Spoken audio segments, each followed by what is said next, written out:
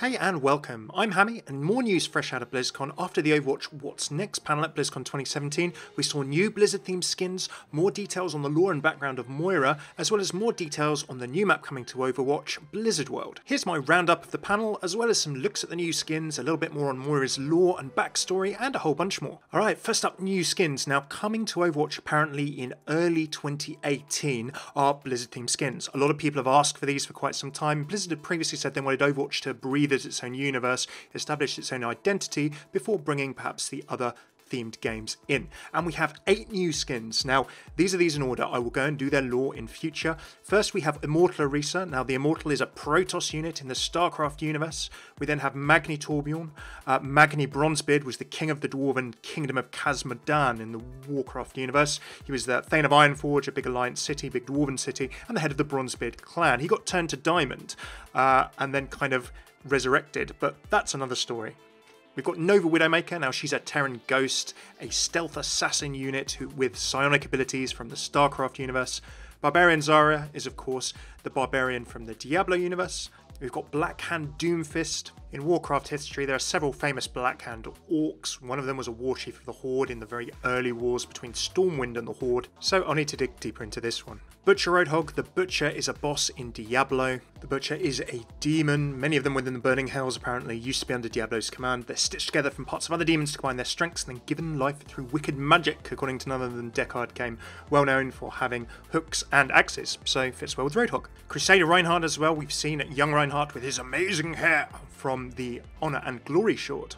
And last but not least, everyone was asking for Eco Point May from Rise and Shine, and we've got her too, complete with her spray cream can on her MacGyver style ice gun. Now the good news is that Blizzard heard people's requests, and these skins are going to be in the basic loot box, so when they're released you'll be able to buy them with credits. They're not tied to an event, and they should be available from early 2018. I'll bring everything together in a full lore video on Moira, so keep an eye on this channel, subscribe if you'd like to see that. But Michael Chu, lead writer on Overwatch, said a few different things about Moira. Now he said that Reyes actually recruited Moira into Blackwatch as part of Overwatch. He was interested in aspects of genetics, and there is a connection between the two in terms of their professional relationship. Apparently, while Moira was working under Blackwatch and as part of Overwatch, she had some exposure to Mercy's work and Mercy's technology, and she has apparently taken and modified some of that tech, and there is some evidence apparently on the Oasis map, so I'm going to go and hunt for that and put it in her lore video as well. Now, Moira's left hand has this healing capability, her right hand is the one bringing the destruction and damage, and Chu said that there were some reasons that her right hand kind of got messed up.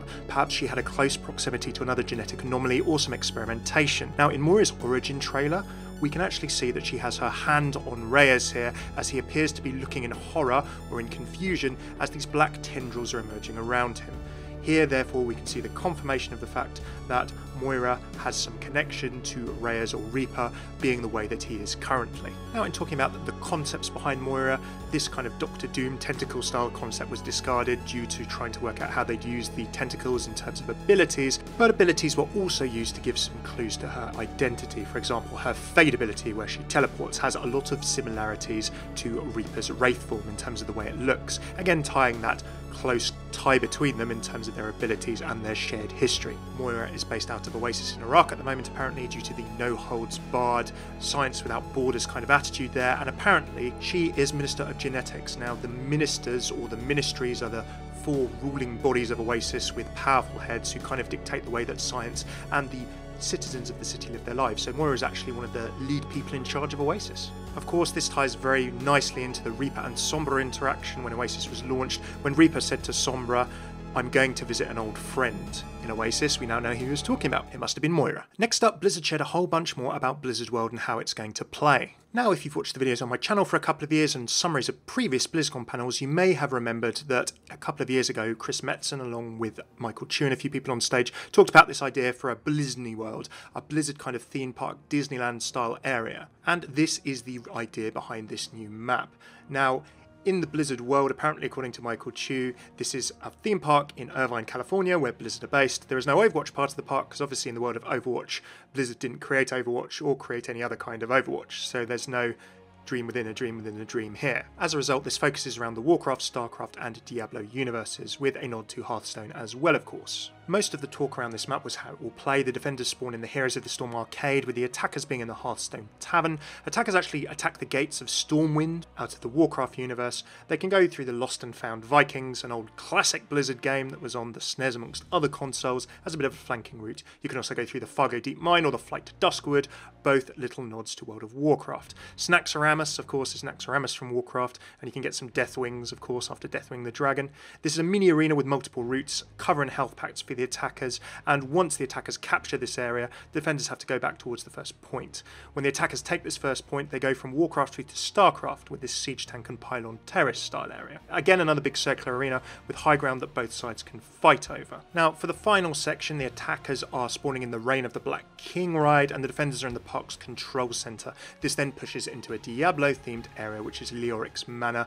The Skeleton King, the throne of the Black King, Leoric himself, is the very, very end. Now, there are many Easter eggs apparently scattered throughout this map. There's a big fun flanking route for mobile characters with a big drop. Try not to get booped into there by the looks of things. Now, there are loads of crazy rides in the background, so many little special props. The Green Hills of Stranglethorn might be a familiar quest to you World of Warcraft people, and I think that that's one designed by Jeff Kaplan. Remember that Jeff used to work on World of Warcraft designing quests. You can also apparently hear Deckard Cain, the Diablo Scholar, and other voices in the map, so I'm really looking forward to exploring everything, and as soon as this map is out on the PTR, apparently it's going to be early next week, I will do a video covering all of this and all the references for you, so please do come back for that. There you go. Do you like the new Blizzard skins that are coming to Overwatch sometime soon? What do you think of Moira's different little backstory details, this connection with Reaper, her sort of stealing of Mercy's tech, her relationship with Oasis, this unfettered scientific city? I can't wait to find out more about her. I think she's ripe for a comic or something. Hopefully we'll get something cool. Do check out her origin trailer if you haven't seen it already. Are you looking forward to Blizzard World? Do let me know all of your thoughts in the comments. Do throw a like, subscribe if you enjoyed this, and I'm going to be doing a Moira Lore video, as well as a bunch more videos on BlizzCon and all of the news announcements we get from Overwatch, so please do keep an eye on the channel in the coming hours and coming days. Big shout out to my Patreon supporters. My videos would not exist without them. If you'd like to see how you can support the channel from just $1, pound, euro, or similar a month, do check out patreon.com/Hammeh. Cheers for tuning in. I've been Hammeh. Take it easy.